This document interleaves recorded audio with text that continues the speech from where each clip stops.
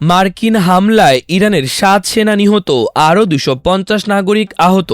২৩ বছরের অধ্যায়ের ইতি টেনে ইরাক ছাড়ছে সব মার্কিন সেনা। দ্বিতীয় দিনের মতো উত্তরার সড়কে শিক্ষার্থীরা। দেশের ৩ নদীর পানি বিপদসীমার ওপরে, সতর্ক অবস্থায় আরও বেশ কিছু অঞ্চল। মানব পাচার ও অভিবাসী চোরাচালান দমনে নতুন আইন কার্যকর ভূমিকা রাখবে, আশাবাদ স্বরাষ্ট্রমন্ত্রীর।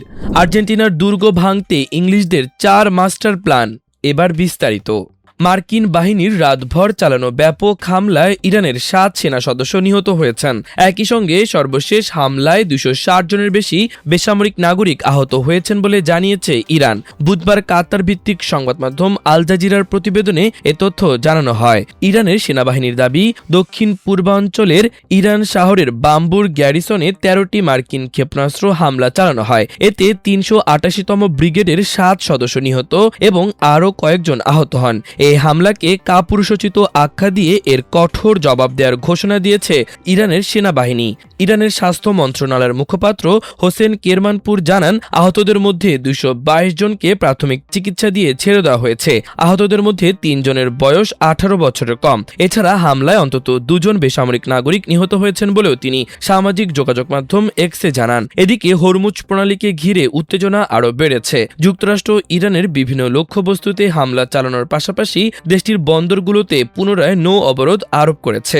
এর পাল্টা জবাবে মধ্যপ্রাচ্যে বিভিন্ন মার্কিন সামরিক স্থাপনায় হামলার দাবি করেছে ইরান। রাষ্ট্রীয় সংবাদ মাধ্যম IRIB জানিয়েছে, বিস্ফোরক বোঝাই ড্রোন দিয়ে জর্ডানের আজরাক বিমানঘাটির F-18 যুদ্ধবিমান ও সামরিক স্থাপনা লক্ষ্য করে হামলা চালানো হয়েছে।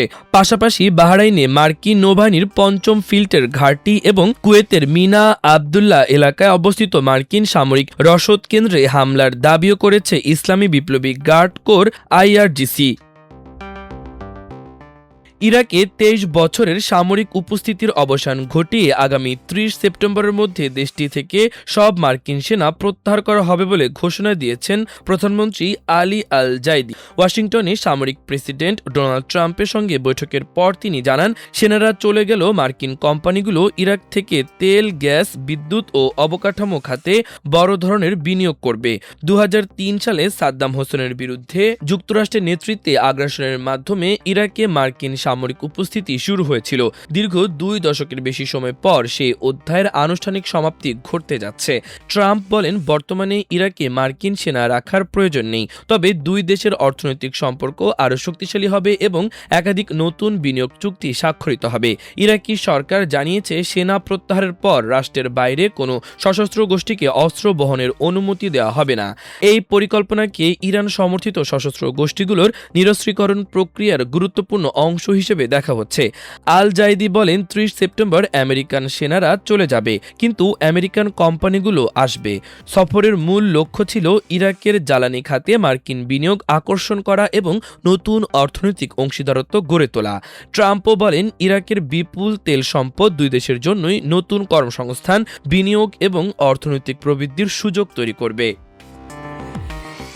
চলমান HSC ও সমমান পরীক্ষা স্থগিত এবং শিক্ষামন্ত্রীর পদত্যাগ সহ ৩ দফা দাবিতে দ্বিতীয় দিনের মতো রাজধানীর উত্তরার সড়কে অবস্থান নিয়েছেন আন্দোলনরত শিক্ষার্থীরা।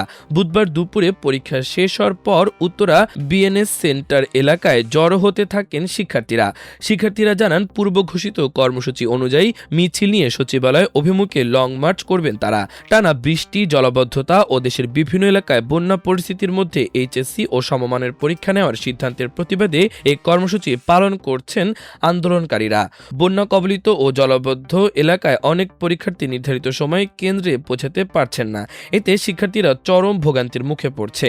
তাই চলমান পরীক্ষা স্থগিত করে নতুন সূচি প্রকাশ সহ ৩ দফা দাবি বাস্তবায়নের আহ্বান জানান তারা। এদিকে শিক্ষার্থীদের অবস্থান ও মিছিল ঘিরে উত্তরার BNS সেন্টার, আজমপুর, জসিমউদ্দিন ও আশপাশের সড়কে যান চলাচল ধীরগতি হয়ে পড়েছে। কোথাও কোথাও দীর্ঘ যানজটের সৃষ্টি হয়েছে।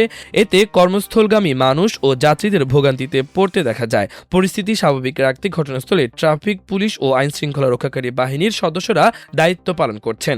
এর আগে সোমবার রাজধানীর সায়েন্স ল্যাব মোড়সহ রাজধানী ও দেশের বিভিন্ন স্থানে একই দাবিতে সড়ক অবরোধ ও বিক্ষোভ কর্মসূচি পালন করেন শিক্ষার্থীরা। মঙ্গলবারের মধ্যে পরীক্ষা স্থগিতের ঘোষণা না আসায় পূর্ব ঘোষিত কর্মসূচি অনুযায়ী বুধবার লং মার্চের ডাক দেওয়া হয়। এদিকে শিক্ষার্থীদের কর্মসূচিকে কেন্দ্র করে উত্তরা ও সচিবালয় বিশ্ববিদ্যালয় এলাকায় নিরাপত্তা ব্যবস্থা জোরদার করেছে আইনশৃঙ্খলা রক্ষাকারী বাহিনী। দেশের ৩টি নদীর ৩টি পয়েন্টে পানি এখন বিপদসীমার ওপরে প্রবাহিত হচ্ছে। বন্যা পূর্বাভাস ও সতর্কীকরণ কেন্দ্রের বুধবার সকাল ৯টার তথ্য অনুযায়ী গাইবান্ধার তারাপুরে তিস্তা, সিলেটের ফেঞ্চুগঞ্জে কুশিয়ারা এবং নেত্রকোনার কমলাকান্দায় সোমেশ্বরী নদীর পানি বিপদসীমা অতিক্রম করেছে। পর্যবেক্ষণাধীন ১২৭টি স্টেশনের মধ্যে ৬৩টিতে পানি বাড়ছে। উজানে ভারী বৃষ্টির প্রভাবেও পরিস্থিতির অবনতি হতে পারে। এছাড়া সুরমা, দুধকুমার, ধনু, মুহুরী ও তিস্তার আরও কয়েকটি পয়েন্টে সতর্কসীমায় রয়েছে। সংশ্লিষ্ট এলাকাগুলোতে নদীর পানি সার্বক্ষণিক পর্যবেক্ষণ করা হচ্ছে এবং স্থানীয়দের প্রয়োজনীয় সতর্কতা অবলম্বনের পরামর্শ দিয়েছে কর্তৃপক্ষ।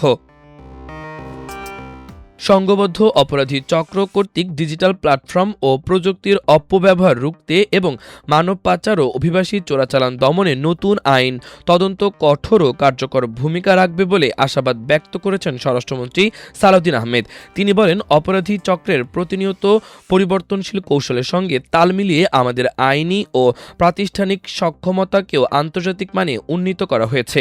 মন্ত্রী আজ সকালে রাজধানীর হোটেল ইন্টারকন্টিনেন্টালের রূপসী বাংলা গ্র্যান্ড বলরুমে আয়োজিত মানব পাচার এবং অভিবাসী চোরাচালান প্রতিরোধ ও দমন আইন ২০২৬ বিষয়ক জাতীয় অবহিতকরণ সভায় প্রধান অতিথির বক্তব্যে এসব কথা বলেন। মন্ত্রী তার বক্তব্যে শক্তিশালী আইন, কার্যকর প্রাতিষ্ঠানিক সমন্বয় এবং ভুক্তভোগী কেন্দ্রিক ফৌজদারি বিচার ব্যবস্থার মাধ্যমে মানব পাচার ও অভিবাসী চোরাচালান দমনে বাংলাদেশ সরকারের দৃঢ় ও অবিচল অঙ্গীকার পুনর্ব্যক্ত করেন। তিনি বলেন, সদ্য প্রণীত মানব পাচার ও অভিবাসী চোরাচালান প্রতিরোধ ও দমন আইন ২০২৬ এসব গুরুত্বপূর্ণ আন্তর্দেশীয় অপরাধ মোকাবেলায় বাংলাদেশের প্রচেষ্টার একটি গুরুত্বপূর্ণ মাইলফলক। তিনি আরও বলেন, নতুন আইনটির সফল বাস্তবায়নের জন্য সরকারি প্রতিষ্ঠান, আইন প্রয়োগকারী সংস্থা, বিচার বিভাগ, উন্নয়ন সহযোগী এবং নাগরিক সমাজের মধ্যে ঘনিষ্ঠ সহযোগিতা অপরিহার্য। নরওয়েকে ২-১ গোলে হারিয়ে ২০২৬ বিশ্বকাপের সেমিফাইনালে উঠেছে ইংল্যান্ড। তবে ফাইনালে জায়গা করে নিতে টমাস টুখেলের দলের সামনে সবচেয়ে বড় চ্যালেঞ্জ বর্তমান বিশ্ব চ্যাম্পিয়ন আর্জেন্টিনা। লিওনেল স্কালোনির দলকে হারাতে ইংল্যান্ডকে 4টি কৌশল অনুসরণ করতে হতে পারে। প্রথমত, শুরু থেকেই হাই প্রেসিং ফুটবল খেলতে হবে। হ্যারি কেইন ও জুড বেলিংহামদের নেতৃত্বে আর্জেন্টিনার ডিফেন্সকে চাপে রাখলে তাদের পাসিং ছন্দ নষ্ট করা সম্ভব। দ্বিতীয়ত, মাঝমাঠে লড়াইয়ের বদলে উইং ব্যবহার করতে হবে। বুকাও সাকা ও আন্তোনিও গর্ডনের গতি কাজে লাগিয়ে ক্রস ও কাটব্যাক থেকে গোলের সুযোগ তৈরি করতে পারে ইংল্যান্ড। তৃতীয় কৌশল হলো ম্যাচ 90 মিনিটের মধ্যে শেষ করার চেষ্টা, কারণ আর্জেন্টিনা শেষ দিকে আরও ভয়ঙ্কর হয়ে ওঠে। আর অতিরিক্ত সময় ও টাইব্রেকারে এমিলিয়ানো দিবু মার্টিনেজ বড় পার্থক্য গড়ে দিতে পারে। চতুর্থত, লিওনেল মেসিকে থামাতে অতিরিক্ত খেলোয়াড় না দিয়ে দলগতভাবে তার প্রভাব সীমিত করতে হবে। একই সঙ্গে মাঝমাঠে শারীরিক লড়াইয়ের আধিপত্য বিস্তার করে বলের দখল ধরে রাখাও হবে গুরুত্বপূর্ণ। টুখেলের কৌশল নাকি স্কালোনির দুর্দান্ত সিস্টেম, এই লড়াইয়ের ফলই নির্ধারণ করবে বিশ্বকাপের দ্বিতীয় ফাইনালিস্ট। মাল্টিমিডিয়া ডেস্ক, আমার দেশ।